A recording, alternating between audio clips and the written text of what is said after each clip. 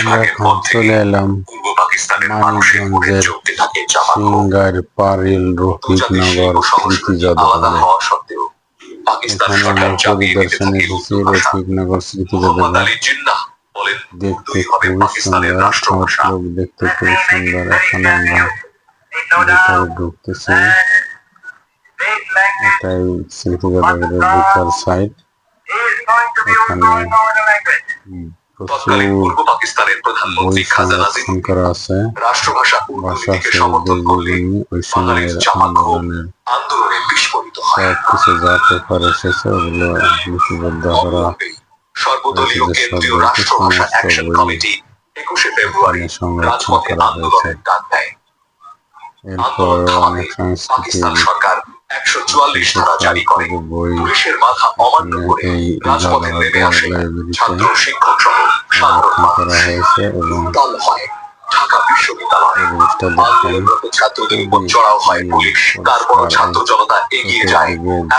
আলমারিগুলো রাখা হয়েছে। প্রত্যেক আলমারিতে এই বইগুলো সংরক্ষণ করা হয়েছে। এখানে কিছু আয়া আছে, তারা এগুলো পরিষ্কার রক্ষণাবেক্ষণে নিয়োজিত থাকেন। আপনারা আমাদের এখানে অবশ্যই আসবেন, দেখে যাবেন।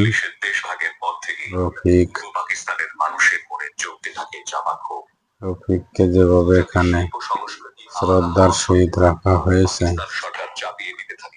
যার জন্য আমরা বাংলা ভাষায় কথা বলি, তাকে অনেক সম্মানে এখানে স্মৃতির জাদুঘরে ছবির ফ্রেমে আমরা দেখে তাকে স্মরণ করতে থাকি। এবং ওই সময়ে আন্দোলনরত অনেক সিনারি এখানে দেয়ালে আটকানো আছে। আপনারা এসে দেখলে অতীতের কথা মনে পড়ে যাবে, ভাষা শহীদরা কিভাবে দেশের জন্য জান দিয়ে দিয়েছে। অবশ্যই আপনারা আসবেন আমাদের এলাকায়। এখানে আসতে ঢাকা থেকে আসলে আপনারা গাবতলী থেকে সরাসরি সিংগার ঋষিবাড়ি নামবেন। এরপর পারিলের দিকে যাবেন, পারিল আর পারিলের এখানেই রফিকের নামে এই গ্রামের নামকরণ করা হয়েছে রফিকনগর। আপনারা সহজে এসে যাবেন, আমাদের লাইব্রেরিটা পরিদর্শন করে যাবেন।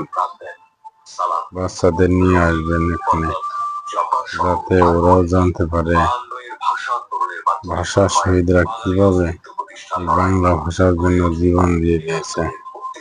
আমাদের বাচ্চাদেরও শিখাবেন।